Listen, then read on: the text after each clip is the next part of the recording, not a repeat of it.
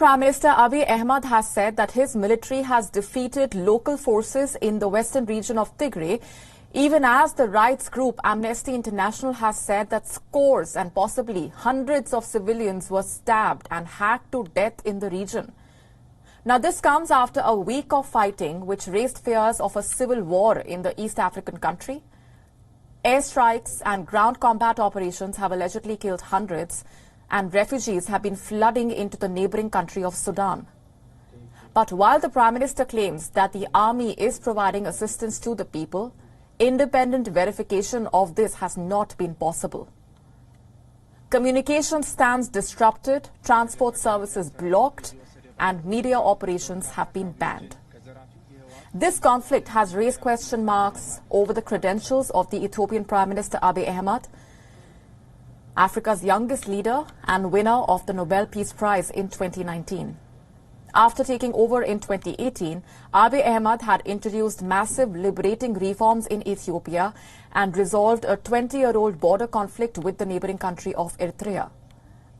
Meanwhile, the government of Ethiopia's Tigray region has declared a local state of emergency to defend against the invasion. Fears of a humanitarian crisis already looming large. Over 10,000 Ethiopian refugees have already crossed into Sudan. International agencies, in fact, say that they are unable to access the region, where essential supplies of food, fuel and health supplies are already dwindling. But how have things reached this point? What led to these tensions?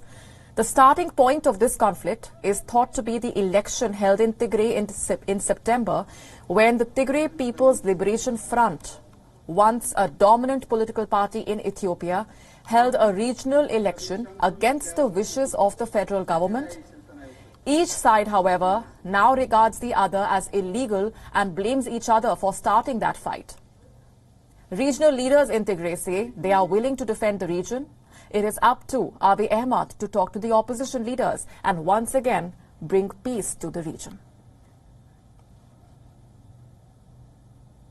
Joining us live on the broadcast this minute is our correspondent Coletta Banjohi, live from Addis Ababa. Hi, Coletta, thanks very much for speaking with us.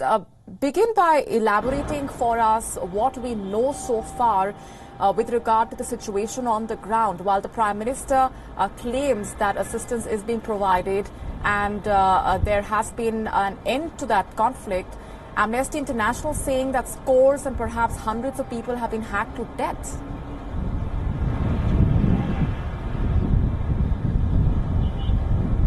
Well, I think the reality on the ground is, just like you've said, verification of information is quite challenging because journalists cannot access the area where the conflict is. The government itself has not really accessed all the areas.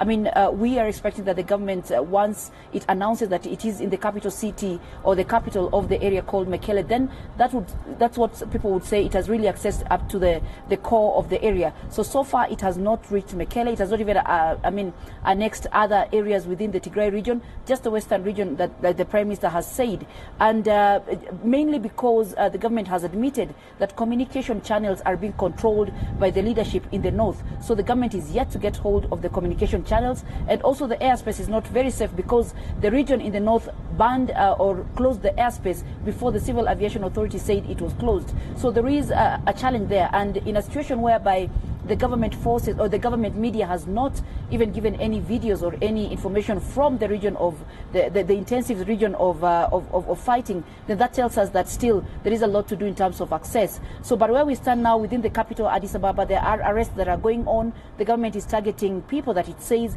are using their resources or using their companies to assist the Tigray leadership.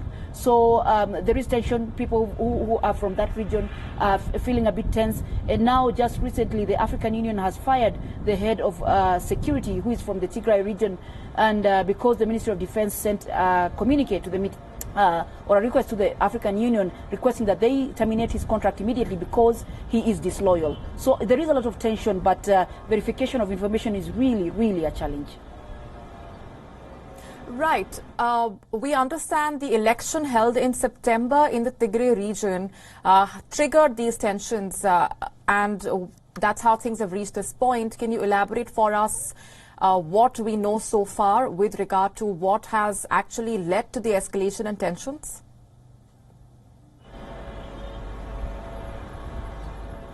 Well, the biggest tension here is on the issue of illegitimacy, where the Tigray region says the Prime Minister is illegitimate, and the Prime Minister says the leadership in the Tigray is illegitimate, mainly because the country was supposed to go to national polls in August, but the National Electoral Board said they would have to be postponed because of the COVID-19 pandemic. But the region in the northern region said that this was just a plan by the Prime Minister to extend his term because he's still in a transitional period, really. So they decided to do their own regional elections in August and said by September 5th, as demanded by the Constitution, the current government has been dissolved. So the Prime Minister, what we're seeing him doing now is ensuring that he completes the military offensive to forcefully, make the leadership in the north recognize him. Because if he does not do so, then we might see a lot of mistrust and also disloyalty coming from other regions of the country. We know that other regions, there is a bit of issues in other regions. In Oromia, where he comes from, it's divided.